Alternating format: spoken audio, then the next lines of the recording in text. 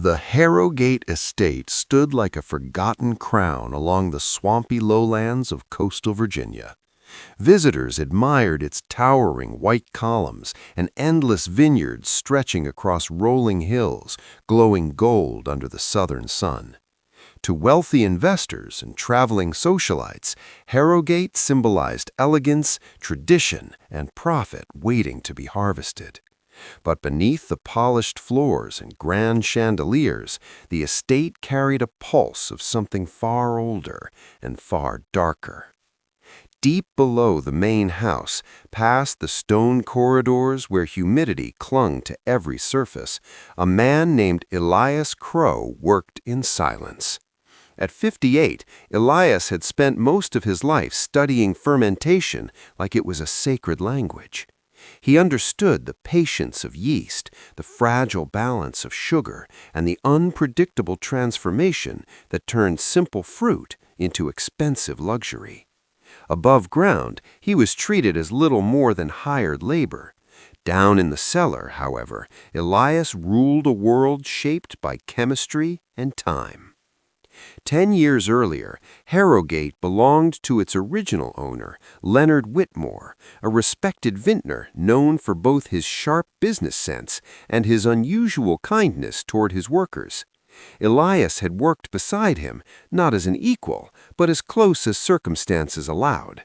Their partnership produced wines that collectors across the country fought to acquire. That success ended suddenly one winter when Whitmore died from what doctors labeled a mysterious respiratory illness. Within weeks, ownership of the estate transferred to Victor Langley, a distant relative whose arrival felt less like inheritance and more like conquest. Langley wasted no time reshaping Harrogate in his image. He modernized the vineyards, pushed production harder, and began hosting extravagant tasting events designed to attract powerful buyers from New York and Chicago. His obsession wasn't tradition or craftsmanship, it was reputation. He wanted Harrogate to produce a signature vintage so rare that collectors would pay fortunes simply to own a bottle bearing his name. One humid evening, Langley descended into the cellar wearing polished boots that echoed against the stone floors. He handed Elias a simple but disturbing instruction. Beyond the estate's boundary stretched a marshland avoided by locals, known for poisonous wildlife and strange, nearly black berries that grew only in the deepest mud. Langley demanded Elias harvest those berries and incorporate them into a new experimental reserve wine. He believed the berries would create an unmatched color and flavor profile that would shock elite wine circles. Elias recognized the berries immediately. He had seen them once before during Whitmore's final weeks, and he remembered details about that illness that never felt natural. Still, Elias nodded and accepted the order, disappearing into the marsh under the suffocating summer fog, gathering fruit that glistened like drops of ink under moonlight. When he returned to the cellar, he began the fermentation carefully, isolating the berries in hidden barrels away from supervisors. But he wasn't just crafting a rare vintage. Elias was building something far more dangerous, something patient enough to wait for the perfect moment to reveal the truth buried inside Harrogate's legacy. And upstairs, Victor Langley had already started drinking from the very batch that would soon begin changing his body in ways he could never imagine. Before the story begins, consider subscribing and joining us for more untold stories. Victor Langley believed he was witnessing the birth of a masterpiece. The experimental reserve aging inside the hidden barrels fascinated him in ways ordinary business success never could. Each evening, he descended into the cellar with obsessive anticipation, convinced he was standing on the edge of creating a legendary vintage that would elevate his name above every rival winemaker along the East Coast. What he never considered was how easily ambition can blind a man to the danger fermenting beneath his own success. The marsh berries produced a wine unlike anything Langley had tasted before. The liquid carried a deep violet hue that shimmered strangely when exposed to candlelight, almost as if it contained movement beneath the surface. The aroma drifted between sweet fruit and something metallic that lingered in the back of the throat. Langley dismissed the unusual scent as complexity, a mark of uniqueness that wealthy collectors would find irresistible. He began sampling the wine daily, convinced constant tasting would help him refine the final blend for an upcoming private auction. Elias watched quietly as Langley increased his consumption. Years of experience had taught him how subtle changes appeared during fermentation, but he also understood how slow chemical reactions could affect the human body. Within 2 weeks, Elias noticed the first visible shift in Langley's appearance. The wealthy estate owner began rubbing his fingertips constantly, complaining about numbness that he blamed on damp cellar air. He insisted the stone walls needed to be scrubbed and sealed, believing mold spores were responsible for his discomfort. Langley's paranoia grew alongside his physical symptoms. He demanded spotless floors, replaced long-serving staff members for minor mistakes, and spent hours pacing the mansion corridors as if expecting invisible enemies to emerge from the vineyards. During formal dinners with potential investors, he began wearing thin leather gloves, claiming they protected sensitive skin from seasonal allergies. Guests politely ignored the odd behavior, attributing it to the stress of managing such a massive estate.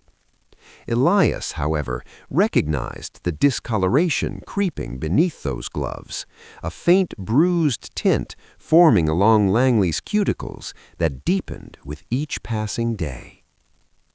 One afternoon, while Langley sampled another glass of the experimental reserve using an antique silver tasting chalice inherited from the estate's original owner, something unusual occurred. A shimmering film formed along the inside of the cup, reflecting light in swirling purple patterns that refused to wash away. Langley exploded with anger, accusing kitchen staff of failing to polish the heirloom properly. The servants scrubbed the chalice for hours, yet the iridescent stain remained, growing darker with every new tasting session. Meanwhile, a quiet presence within the household began watching Langley more closely. Margaret Hale, the estate's longtime head housekeeper, had served under the previous owner and remembered details surrounding his sudden death that never aligned with official reports. She had remained silent for years, carefully observing the changes in leadership while waiting for a moment when truth might finally surface. Now, as she watched Langley stumble slightly while climbing the grand staircase one evening, she recognized the same unnatural discoloration she had witnessed long ago during the former owner's final hours. Elias sensed that the wine was no longer just altering Langley's body, it was unraveling the stability of the entire estate, stirring forgotten memories among staff members who had survived the previous regime. The cellar no longer felt like a place of storage or craftsmanship. It had transformed into a silent witness, preparing to reveal a story buried for a decade. And as Langley raised another glass that night, convinced he was tasting the future of his empire, Margaret prepared to reveal evidence that could destroy everything he believed he controlled. But the truth she carried was far more dangerous than anyone inside Harrogate could anticipate. Margaret Hale had built her survival at Harrogate Estate on patience, silence, and observation. She moved through the mansion like part of its structure, polishing antiques, arranging guest chambers, and supervising kitchen routines with a precision that allowed her to overhear conversations others believed were private. For 10 years, she carried memories she never shared, memories tied to the final night of Leonard Whitmore's life. Now, as Victor Langley's condition began mirroring that tragic pattern, Margaret realized the estate's buried history was preparing to resurface. Late one evening, while overseeing preparations for another investor banquet, Margaret descended into the cellar under the pretense of collecting vintage bottles requested by Langley. The damp air clung heavily to her breathing as she approached Elias, who worked carefully beside rows of aging barrels. Their relationship had always existed in unspoken understanding, built through years of surviving the same oppressive authority. Margaret did not waste time with pleasantries. From the hidden pocket sewn inside her apron, she removed a small glass vial, sealed with brittle wax, its interior coated with dried residue that shimmered faintly under the cellar lantern. She placed the vial into Elias's hand without explanation, yet he immediately recognized its significance. The container carried remnants of crushed marshberries, identical to those now fermenting in Langley's experimental reserve. Margaret quietly revealed she had discovered the vial years earlier, discarded in a fireplace ash pile shortly after Whitmore's death. She had hidden it, uncertain how or when it might matter, but unable to ignore the possibility that the former estate owner's illness had not been natural. Elias felt a heavy realization settle into his chest as he compared the residue with the berries currently aging in the cellar's hidden barrels.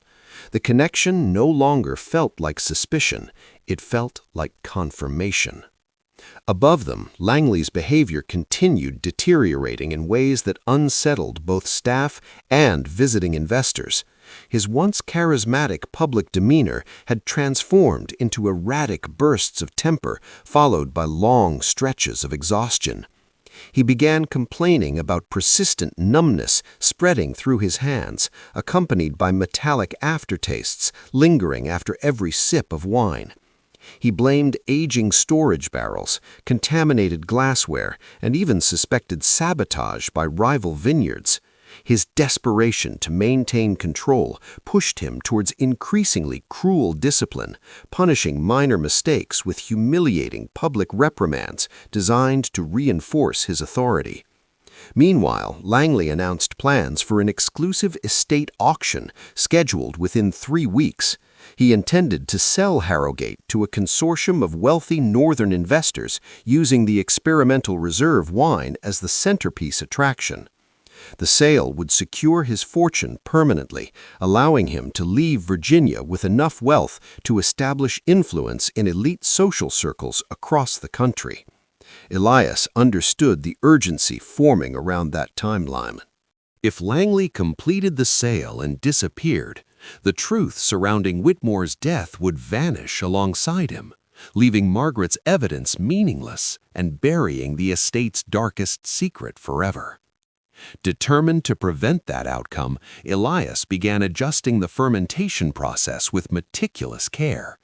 He measured each addition of marshberry extract with scientific precision, controlling the chemical reaction to ensure Langley's symptoms advanced gradually rather than catastrophically. His goal was not simply revenge. He needed Langley alive long enough for physical evidence, Margaret's vial, and buried estate records to align into undeniable proof that would expose the truth to someone with legal authority. As thunder rolled across the marshlands that night, Elias sealed another bottle of the experimental reserve, labeling it for Langley's personal tasting collection. The violet liquid glowed under candlelight like something alive, swirling slowly as if carrying secrets that refused to remain buried. Upstairs, Langley raised another glass, unaware that every sip brought him closer to confronting a decade-old crime he believed had dissolved into history. But while Elias prepared his careful chemical balance, another threat quietly emerged inside Harrogate. Because someone loyal to Langley had begun noticing the cellar's hidden activity, and their suspicion was about to place Elias, Margaret, and their fragile plan in immediate danger. The fragile balance Elias and Margaret had built inside Harrogate Estate began unraveling when suspicion took human form in the shape of Daniel Cross, Victor Langley's most trusted overseer. Cross had earned his position through ruthless loyalty, carrying out Langley's commands with a precision that bordered on obsession. He maintained strict control over vineyard labor, cellar inventory, and estate shipments, ensuring that nothing moved without passing under his watchful eye. His presence alone unsettled the staff, but recently his attention had narrowed toward the cellar, where whispers of unusual fermentation experiments had begun reaching his ears. Cross first noticed irregularities during a routine inspection of wine storage logs. He discovered barrels listed under inventory records that did not match their physical location inside the cellar. The inconsistencies were subtle enough to escape casual observation, yet Cross thrived on detecting details others overlooked. That night, Elias realized their plan faced an immediate threat. Increased monitoring would limit his ability to control the experimental reserve's chemical balance, while Cross's growing suspicion risked exposing Margaret's hidden evidence before it could be used effectively. The cellar's quiet sanctuary had transformed into a trap surrounded by watchful eyes and tightening deadlines. As rain pounded against the estate windows and thunder rolled across the vineyards, Elias prepared another bottle from the experimental reserve, knowing each adjustment carried greater risk than the last. Upstairs, Langley swallowed another glass, desperate to reassure himself that his prized creation remained perfect. He failed to notice how the violet stain had begun spreading beyond his hands, creeping slowly toward his lips like a signature he could no longer conceal. But Cross was not finished investigating, and by morning he would make a discovery inside the cellar that threatened to expose every hidden secret Elias and Margaret had fought to protect, leaving them with only one desperate option that could either reveal the truth or destroy them both forever. Daniel Cross returned to the cellar before sunrise, moving with the silent determination of a man who believed secrets revealed themselves most easily when darkness still lingered over human judgment. He carried no assistance, only a lantern and a leather ledger where he documented every movement inside Harrogate Estate. Elias sensed Cross's arrival long before he reached the fermentation chamber, recognizing the measured rhythm of boots striking stone steps with calculated authority. The overseer's presence this early signaled that suspicion had evolved into investigation, and investigation often led to irreversible consequences. Cross approached the unmarked barrel again, running his fingers along the wood as a feeling for hidden flaws beneath its surface. He asked Elias to open it, claiming Langley required immediate confirmation that all auction inventory met quality standards. Elias understood that refusal would only strengthen Cross's doubts, yet compliance risked revealing the experimental reserve's unnatural characteristics. Maintaining steady composure, Elias carefully removed the barrel seal while explaining that exposure to air could destabilize the fermentation process.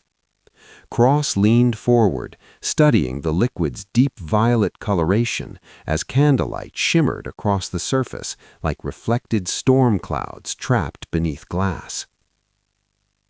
Although Cross lacked technical knowledge of fermentation chemistry, he recognized the wine's unusual density and scent.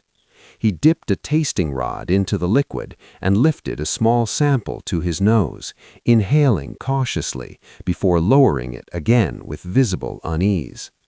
Instead of accusing Elias directly, Cross closed the barrel and recorded detailed notes inside his ledger, stating that the blend required further review before shipment approval.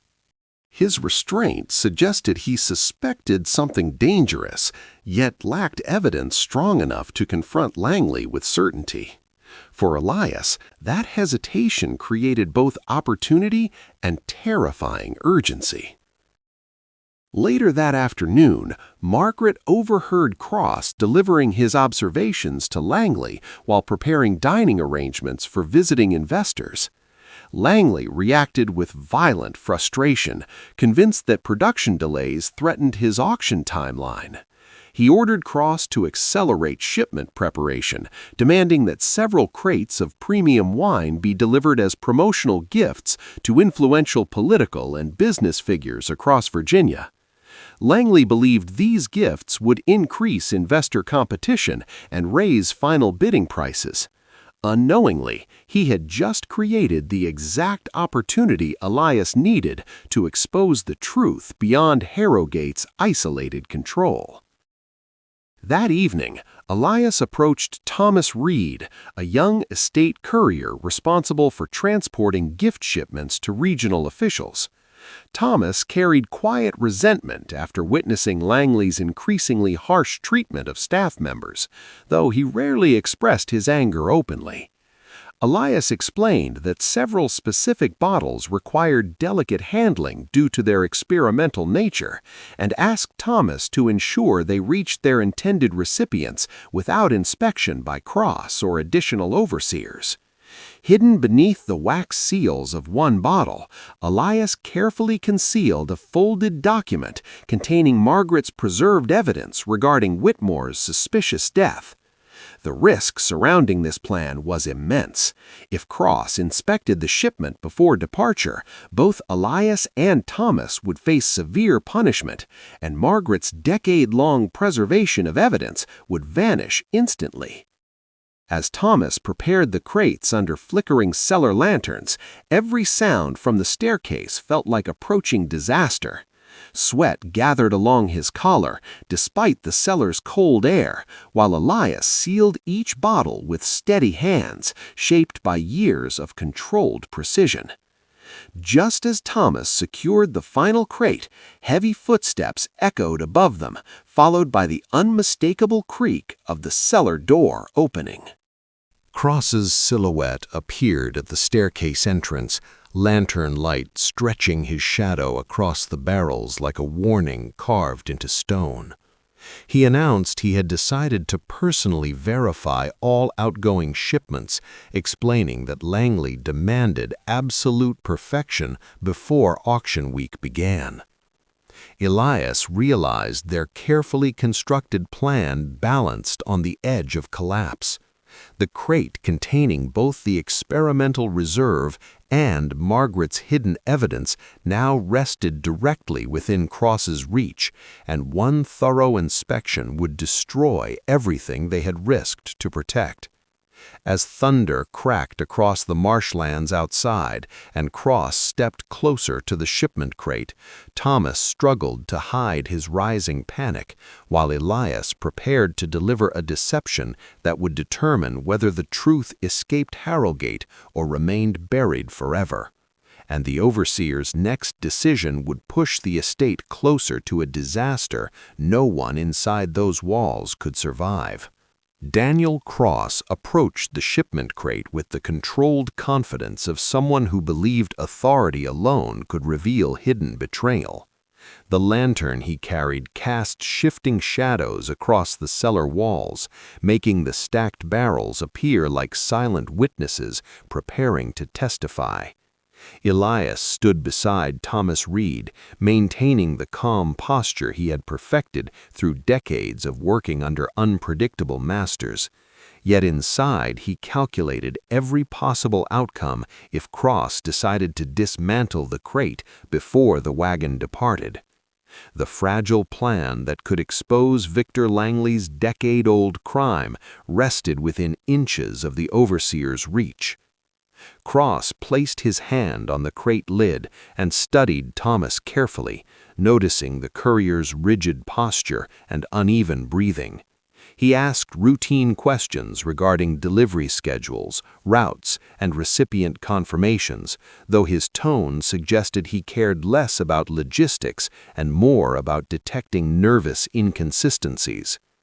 Thomas answered with rehearsed professionalism, explaining that the shipment contained promotional reserve bottles destined for influential estate supporters.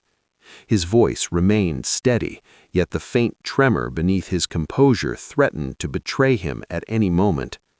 Elias realized that hesitation would invite deeper inspection, so he stepped forward and began describing the delicate temperature balance required to preserve certain wine compounds during transport. He explained that premature exposure could alter the chemical stability of the blend, creating unpleasant metallic flavors that would embarrass Langley before powerful buyers. Cross listened carefully, recognizing that Langley's obsession with reputation made such risk unacceptable. The overseer hesitated, torn between suspicion and his loyalty to Langley's demand for flawless presentation. After several suffocating seconds, Cross tapped the crate once with his knuckles and ordered Thomas to load it immediately, warning that he would personally confirm its delivery receipt. His decision allowed the wagon to depart into the night, but his expression suggested the investigation had only begun rather than ended. While the shipment disappeared down the marsh road under distant thunder, Langley remained inside the mansion, experiencing symptoms he could no longer rationalize through anger or denial. The numbness in his hands had spread to his wrists, and he struggled to hold utensils during dinner with visiting investors. He compensated by laughing louder, drinking heavier, and delivering elaborate speeches about Harrogate's legacy, believing confidence could conceal physical decay. Margaret watched him carefully from the dining hall doorway, recognizing how the violet tint had begun creeping across the corners of his lips, resembling a bruise slowly blooming beneath pale skin. Later that evening, Langley suffered a terrifying episode inside his private study. As he attempted to sign preliminary auction paperwork, his fingers refused to grip the pen steadily. Ink splattered across expensive parchment as tremors traveled through his arm, forcing him to slam his fist against the desk in furious denial. He called for Cross, demanding immediate medical consultation, convinced he had contracted a rare infection from cellar mold or vineyard pests. Cross, witnessing Langley's deteriorating coordination and slurred speech, felt uncertainty creep into his unwavering loyalty, though he suppressed it behind professional discipline. Meanwhile, miles away from the estate, Thomas delivered the shipment to its intended government recipient, leaving the experimental reserve bottle containing Margaret's preserved evidence in hands capable of triggering official investigation. Elias understood that once authorities examined the document in chemical residue, Harrogate's carefully buried history would begin surfacing beyond Langley's control. However, he also recognized that Langley's condition was progressing faster than expected, creating a dangerous possibility that the estate owner might collapse before legal proof fully arrived. That same night, Cross returned to the cellar alone, reviewing inventory logs while replaying every suspicious detail he had observed. His instincts told him that Elias and Margaret were concealing something far greater than unauthorized fermentation experiments. As lightning illuminated the narrow cellar windows, Cross discovered a loose stone behind one storage rack, revealing a hidden compartment that suggested the cellar contained secrets extending far beyond mislabeled barrels. As Cross reached into that concealed space and felt the edge of something wrapped in aged leather, the foundation of Elias and Margaret's entire plan trembled under imminent discovery. Because what Cross uncovered inside that hidden compartment had the power to either expose Langley's crime or condemn every person involved in revealing it. Daniel Cross slowly pulled the leather-wrapped object from the hidden compartment, his pulse tightening with the instinctive certainty that he had uncovered something meant to remain buried. The aged binding cracked slightly beneath his fingers as he opened the cover, revealing handwritten entries arranged with meticulous precision. Rows of estate boundaries, financial transactions, and personal annotations stretched across yellowed pages, forming a record far older than Victor Langley's ownership. Cross immediately recognized the handwriting belonged to Leonard Whitmore, the original estate owner whose sudden death had paved the way for Langley's rise. What unsettled Cross most was the final section of the ledger, where Whitmore's entries became shaky and fragmented, describing unusual symptoms that mirrored Langley's current deterioration. Cross remained inside the cellar for nearly an hour, scanning the pages beneath flickering lantern light.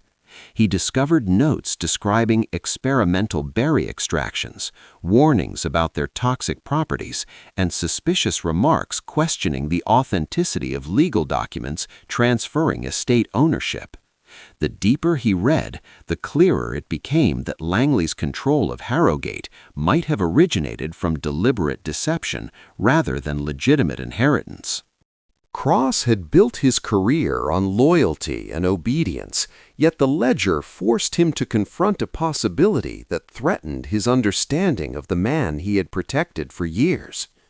Above the cellar, Langley's condition continued unraveling under mounting pressure. His attempt to maintain authority through intimidation had begun collapsing into visible desperation.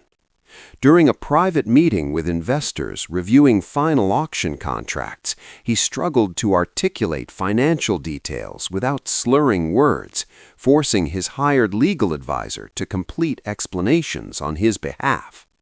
Guests exchanged subtle glances, sensing weakness behind his extravagant confidence. Langley compensated by increasing alcohol consumption, convinced the experimental reserve would steady his nerves rather than accelerate his decline. Margaret noticed the shift in atmosphere immediately. Rumors spread among staff that Langley had begun consulting physicians from neighboring counties, though none could diagnose his mysterious symptoms. She also noticed Cross behaving differently, moving through the estate with distracted intensity that suggested internal conflict rather than simple surveillance. His silence carried weight heavier than open accusations, creating uncertainty that unsettled Elias as he continued monitoring fermentation inside the cellar. Later that evening, Cross confronted Elias privately, placing the Whitmore ledger on a storage table without revealing how he had discovered it. His expression reflected a man balancing between duty and conscience as he demanded an explanation for the document's existence. Elias understood that deception would only deepen Cross's suspicion, yet complete honesty could collapse their fragile effort to expose Langley through legal authority. He carefully described Whitmore's dedication to preserving accurate estate records, while hinting that certain transactions surrounding ownership transfer might require external verification. His words neither confirmed nor denied Langley's potential involvement, leaving Cross trapped between unresolved questions and professional loyalty. While Cross struggled with this moral conflict, news arrived at Harrogate that a regional government official had fallen mysteriously ill after sampling wine from Langley's promotional shipment. Though the official survived, physicians reported severe neurological symptoms accompanied by unusual purple discoloration along the tongue and fingertips. The report reached Langley through business correspondence, triggering visible panic that he attempted to disguise as outrage over possible sabotage by competing vineyards. He immediately ordered Cross to locate the shipment courier and identify any possible contamination source. Cross realized the situation had escalated beyond internal estate conflict. The ledger, the illness report, and Langley's rapidly worsening health formed connections too significant to ignore. For the first time, he began considering whether his loyalty had been protecting a criminal rather than preserving order. However, revealing his suspicions too soon could destroy any chance of uncovering the full truth behind Whitmore's death. That night, as Cross returned to the cellar holding both the ledger and growing doubt, Elias sensed that Harrogate stood at the edge of irreversible collapse. Storm winds rattled the mansion windows, while distant thunder rolled across the marshlands, echoing like a warning carved into the estate's foundation. Langley, meanwhile, stared into a mirror inside his study, watching violet discoloration spread further across his gums and lips, finally realizing that his prized experimental reserve might be poisoning him from within. But as Cross prepared to make a decision that could either expose Langley or protect him forever, an urgent message arrived from state authorities requesting immediate access to Harrogate Estate, and the reason behind their sudden visit carried consequences none of them were prepared to survive. The arrival of state authorities at Harrogate Estate shattered the illusion of control Victor Langley had fought so desperately to maintain.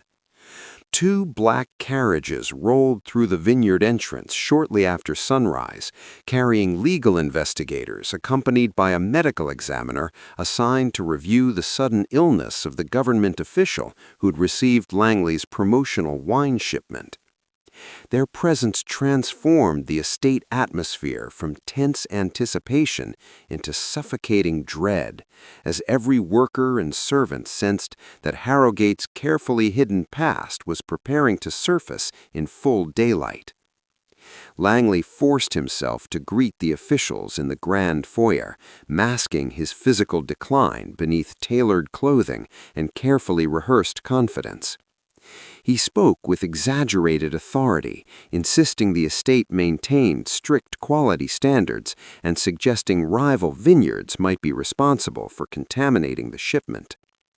Despite his performance, the investigators immediately noticed the tremor in his hands and the strained rhythm of his speech. The medical examiner observed Langley with quiet interest, recognizing symptoms that mirrored the government official's recent illness, though he withheld comment while requesting access to the wine cellar and storage records. Meanwhile, Daniel Cross watched the interaction unfold with growing internal conflict.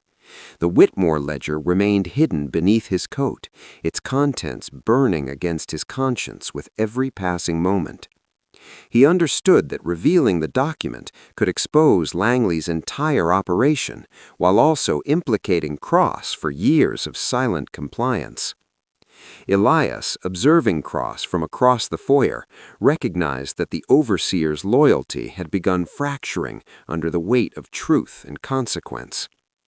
Margaret, standing near the staircase, sensed the same shift and realized their fragile chance for justice depended entirely on Cross choosing integrity over fear. The investigators descended into the cellar, accompanied by Langley, Cross, and the estate's legal advisor. The damp air carried the scent of fermenting grapes, mixed with lingering metallic bitterness from the experimental reserve barrels. The medical examiner requested samples from various batches while comparing them against laboratory descriptions of toxins linked to marshberry compounds. As assistants cataloged bottles and examined fermentation logs, Langley attempted to maintain composure, though visible discoloration had spread further along his lips and fingertips, creating a disturbing contrast against his pale skin. The tension reached a critical moment when investigators requested documentation verifying Langley's legal ownership of Harrogate. Langley confidently ordered Cross to retrieve the estate transfer records from the study, believing those documents remained beyond challenge. Cross paused briefly, feeling the Whitmore ledger pressing against his chest like a physical accusation. He realized that once investigators reviewed the forged transfer papers alongside Whitmore's authentic records, Langley's empire would collapse instantly. The overseer stepped forward slowly, pulling the ledger from his coat before anyone could stop him, placing it onto the inspection table with silent finality. The room froze as investigators opened the aging book and began comparing Whitmore's final handwritten entries with Langley's ownership documentation. The handwriting described symptoms, suspicious financial discrepancies, and explicit warnings suggesting Whitmore believed someone had tampered with his experimental research and legal estate records. Langley attempted to interrupt, accusing Cross of betrayal, yet his voice collapsed into slurred fragments as panic consumed his control. The medical examiner quietly examined Langley's trembling hands, recognizing the unmistakable violet discoloration as evidence of prolonged toxic exposure. As investigators secured both the ledger and wine samples for formal examination, Langley staggered backward against the cellar wall, realizing the empire he had constructed through manipulation and secrecy was disintegrating under official scrutiny. Margaret and Elias exchanged silent recognition that their decade-long wait for truth had finally crossed into irreversible exposure. Cross, standing motionless beside the inspection table, understood that his decision had severed his loyalty forever, leaving him to face consequences alongside Langley or redemption through testimony. Outside, storm clouds gathered above the vineyards, casting long shadows across Harrogate's once proud facade. The estate that had symbolized wealth and authority now stood trembling under the weight of evidence that threatened to erase its legacy completely. Langley, gripping the cellar railing for balance, felt numbness spreading rapidly through his arms as investigators prepared formal charges based on emerging proof of poisoning and fraud. But just as officials prepared to escort Langley upstairs for questioning, his body began reacting violently to the toxin accelerating through his bloodstream. And the medical emergency that followed would trigger revelations so shocking that even the investigators were unprepared for what Langley would attempt to confess before losing control forever. Victor Langley's body betrayed him in front of everyone standing inside the cellar, collapsing the final illusion that power could shield him from consequence. As investigators prepared to escort him upstairs, a violent tremor surged through his arms, forcing him to grip the railing to remain standing. His breathing became uneven, each inhale scraping through his chest like broken glass, while the violet discoloration spreading across his lips darkened into a deep bruise that no longer resembled simple illness. The medical examiner rushed forward, signaling assistance to clear space as Langley's legs weakened beneath him, forcing him into a chair beside the fermentation vats. Despite his physical collapse, Langley's mind remained trapped between panic and desperation. He realized that investigators now possessed Whitmore's ledger, chemical evidence from the wine shipments, and visible proof of his own poisoning symptoms. The reality that his carefully built empire had begun crumbling under official scrutiny shattered whatever composure he had left. He attempted to speak, yet his tongue felt heavy and unresponsive, slurring his words into fragmented sounds that forced investigators to lean closer to understand him. The medical examiner urged him to remain still, warning that physical stress could accelerate neurological failure, but Langley ignored the advice, driven by fear that silence would condemn him more thoroughly than confession. Through labored speech, Langley admitted that 10 years earlier he had discovered Whitmore experimenting with marsh berries capable of altering wine color and flavor in dramatic ways. Langley revealed that his financial ruin at the time had driven him into desperation, believing control of Harrogate offered his only escape from bankruptcy and social disgrace.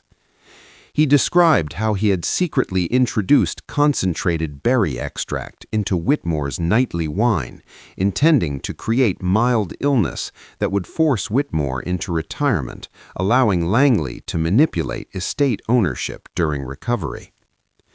What Langley never expected was the toxin's unpredictable potency, which transformed his scheme into accidental murder when Whitmore's condition deteriorated beyond medical recovery. The investigators listened in stunned silence as Langley continued revealing how he forged estate transfer documents during Whitmore's final illness, using fabricated legal endorsements to secure ownership before authorities questioned the sudden death. His confession flowed between gasping breaths, exposing years of deception that extended beyond financial fraud into calculated suppression of evidence. Margaret closed her eyes as she heard confirmation of suspicions she had carried alone for a decade, while Elias felt a heavy mixture of vindication and sorrow settle inside him, realizing justice often arrived carrying irreversible damage. Cross stood motionless near the cellar entrance, absorbing Langley's admission with haunted disbelief. He understood that his loyalty had unknowingly supported a man capable of orchestrating such destruction, forcing him to confront the moral cost of obedience he had once mistaken for duty. Meanwhile, investigators documented Langley's confession while medical assistants attempted stabilizing treatment, though the toxin had already spread too deeply through his nervous system. Langley's voice weakened as paralysis crept toward his chest, leaving him struggling to complete his final admission.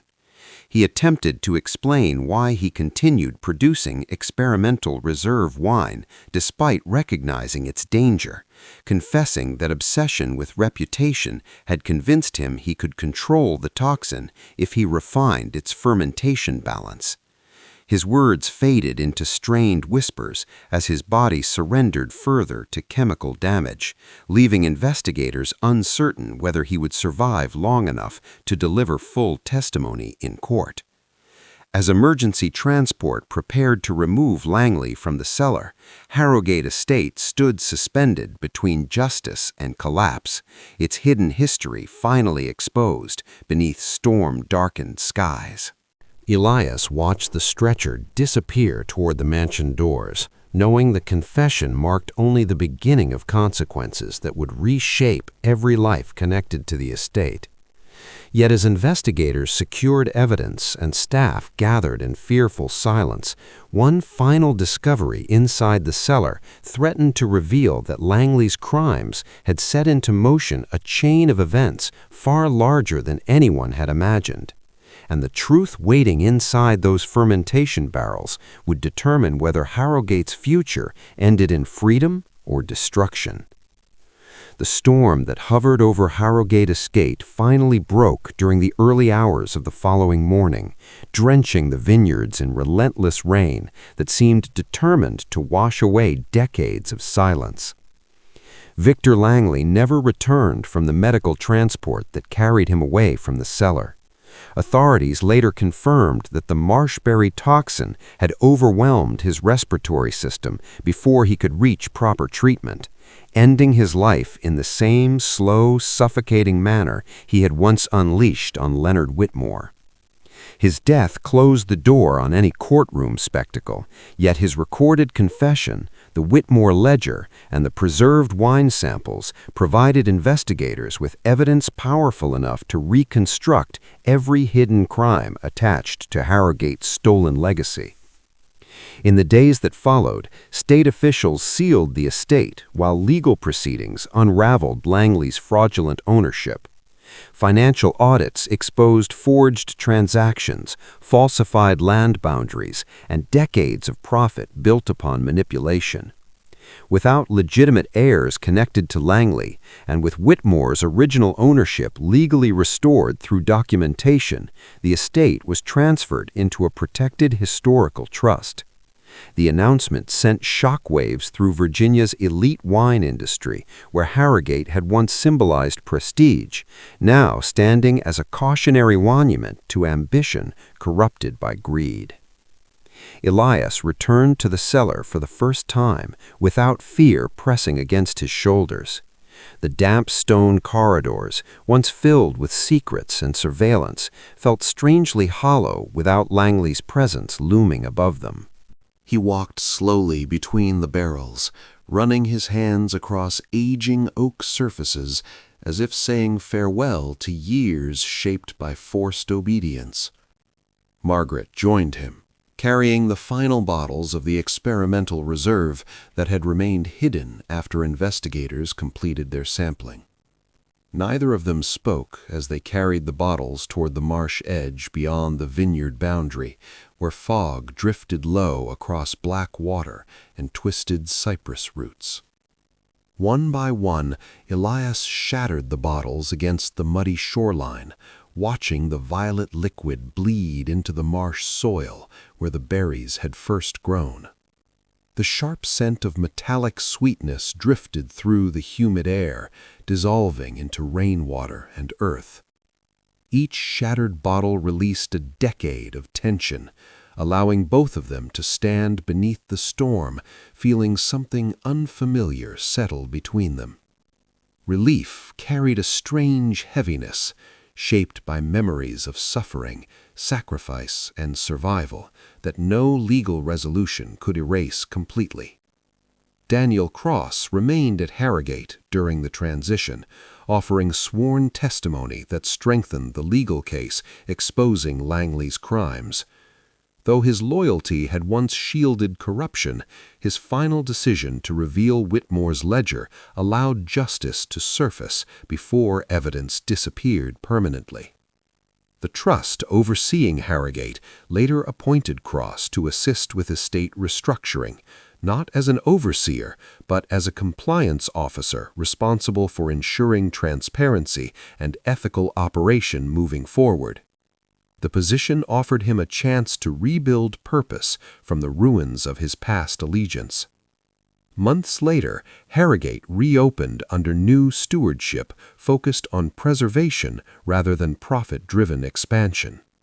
The vineyards flourished again under careful cultivation, producing wines that honored Whitmore's original craftsmanship while deliberately abandoning experimental shortcuts that once poisoned its legacy.